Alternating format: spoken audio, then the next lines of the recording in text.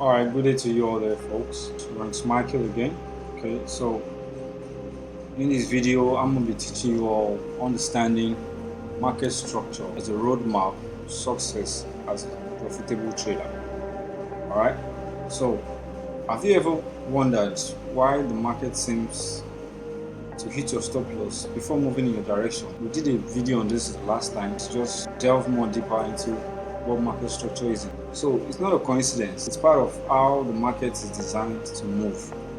Institutions like the banks, commercial banks, hedge funds, and all the big players, they use liquidity grabs, stop ons, and order flow to manipulate price before the real move happens. So if you are tired of getting caught in these traps, this video is for you. So make sure you don't forget to like, subscribe, and turn on your notifications so you don't miss a powerful trading lesson. Okay, now understanding market structure. Market structure is the natural flow of price as it moves between trends, ranges, and key liquidity zones or key psychological levels in the market. So we have three phases, which is the uptrend, the downtrend, and consolidation.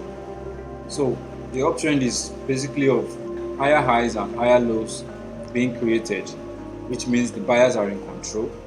And then the downtrend, we have the lower highs and lower lows, indicating that the sellers are in control. And on the other hand, we have consolidation, which means price moves a sideways direction. It is there's no breakout, we're just moving in the same range. That's the scenario whereby liquidity is being generated or liquidity is being built in the market. So a tip for you there, guys: the market doesn't move randomly, it follows structure. So market structure is the basic of forex trading. If you understand market structure perfectly well, that's about 50% of the work done, because market structure is basically the order flow of the market. So if you master market structure, you anticipate moves even before they happen. Alright, now move to order flow. Who is really moving the market? Order flow is how buy and sell orders interact, create movement. The market moves based on institutional order flow, not just retail traders. So institutions, like the large institutions like the private equity and hedge funds and all those big players, they interact to create this movement in the chart. We as retail traders, our liquidity is not enough to move the market, but when the big players come in play, they cause the moves. So, and before they cause those moves, they can decide on which of the traders to take out first, because only their money moves the market. Alright, so they decide which of the size to be taken out, like in form of liquidity grab, before the main move happens. So now, where retail traders place their stop losses and entries, that's where the liquidity is on the market, and that's where the order flow moves price to before the main move happens. So you can basically find these liquidity areas at buy side and sell side liquidity, then at stop ons areas, that's where market makers trigger liquidity before the real move, then also at imbalance or fair value gaps, where you have imbalances on the chart. Like for example, imbalances where you see the move is just too smooth to be true. That's an area where you find liquidity. Okay, now another tip for you guys: smart traders follow where liquidity is building, not where price is currently moving. So if you want to be a real pro trader, you need to be able to figure out where liquidity is being built and not just following the trend like a dumbass. You follow it with confirmation, structure, and discipline. Okay, then we move down to liquidity. So now, liquidity is the market's fuel. Liquidity is the pool of available orders that fuel price movement. Those orders placed by the big banks is where liquidity is resting, and with their big cash, all they do is place those trades and then wait for retail traders to get in, take out retail traders with stop hunts, and then the remove happens. So common liquidity zones on the charts are probably at session highs and lows. I guess you all should know what sessions mean, but probably I'll release a video on that next time. But the sessions is basically categorized in four major sessions in the market. So we have the London, we have the New York, we have the Frankfurt, and we have the Asian session. So the market moves in these sessions, and liquidity could be below the highs and lows of those sessions. Likewise, you have liquidity on equal highs and equal lows on the chart. So for example, this kind of level here, below here as well could be liquidity. If you look where, you see that price swept this out before this momentous move occurred. So also you can find them at stop loss clusters, at least those areas where the stop loss is very much obvious. You can also find liquidity there. For example, here you see this rejection candle, price came back and took it out again. So a golden rule for you guys again: before any major move, liquidity must be taken.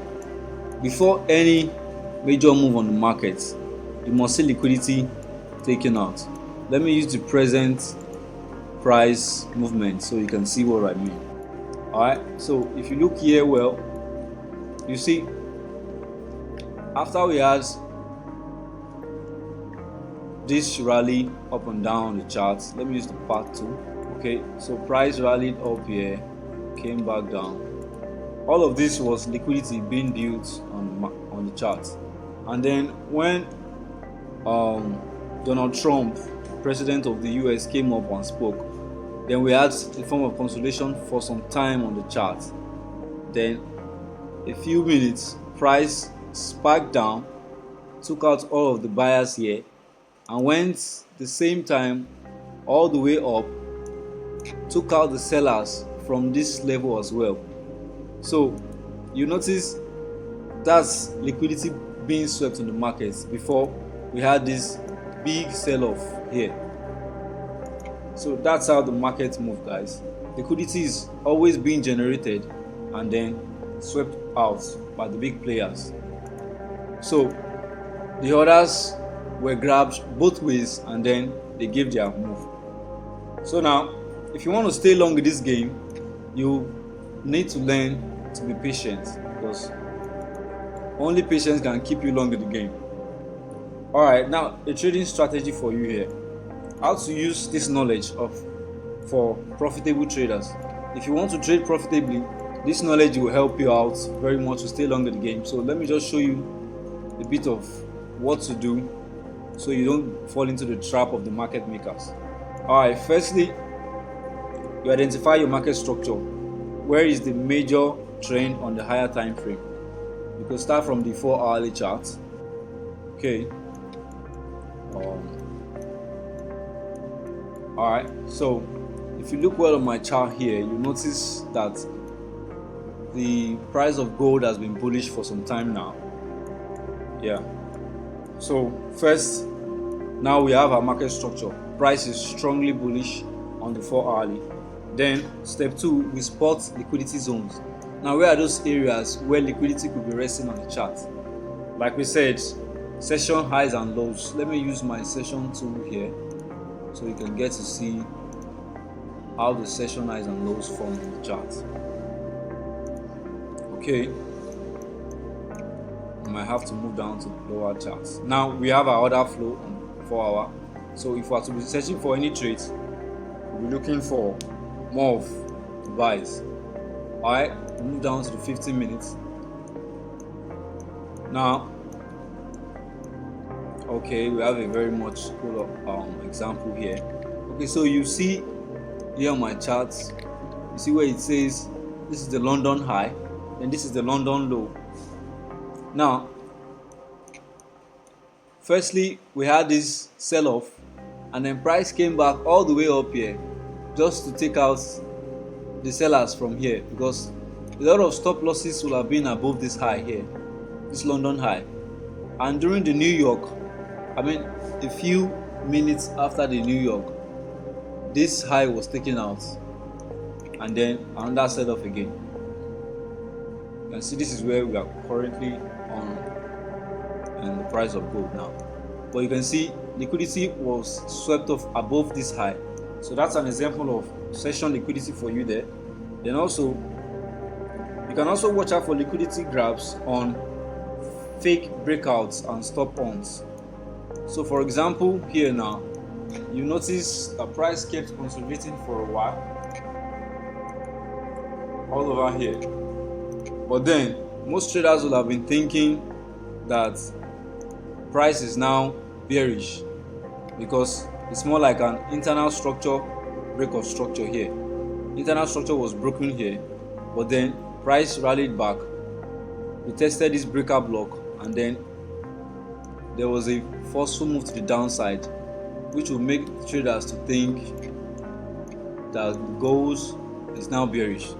But that was wrong, because the higher time frame is still strongly bullish. So this rejection candle here pushed back price higher again, because this is a major zone on the gold price.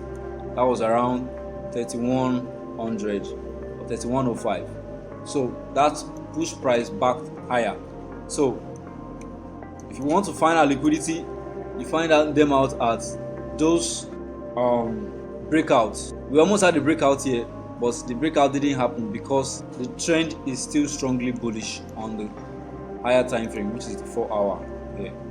Okay, also enter trades after liquidity is taken or after high probability setups. So if you want to stay long in this game, you need to take your trades at the areas where liquidity is being taken, so you don't get tagged out before the main move happens. Alright, like I said earlier, patience is key, so you need to wait. Alright, let me take off these sessions. Alright, so now enter trades after liquidity is taken out. Now if you were to take this buy here, which I took on my account, all we'll have needed to do was mark out this breaker block here. Like we said earlier, we only need to search for buys because the market is strongly bullish on the higher time frame. So we're looking for sells is kind of, detrimental to ourselves, because that will be going against the market makers themselves.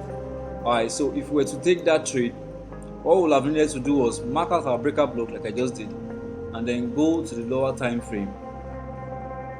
15 minutes will not be enough for us to see chalk there, but if you check on the 5-minute chart, you might be able to see a chalk. Alright, so we have a chalk here, although this was an internal chalk. That's a change of character. So in here we had a change of character to the downside, but before that we started noticing some rejection on that price level. So this alone would have instigated us to take in our buy orders here, telling us that the market makers are now rejecting this price level. So right from there, we could have taken the trade and then rolled all the way up to the next resistance level, because price is strongly bullish. And you can see we headed all the way down there, took out the sellers from there again. So that was a risk reward of 10:1. So that's pretty much it, guys. Very simple, but you need to be very much logical in this, and patience is key, like I said earlier. So market structure, order flow, and liquidity are what separates professional traders from amateurs. So once you understand this, you stop trading randomly and start trading with precision. Alright, so if you want a free cheat sheet on liquidity, comment liquidity in the comment section, and then I'll send you all that. Alright, bye for now. Peace out.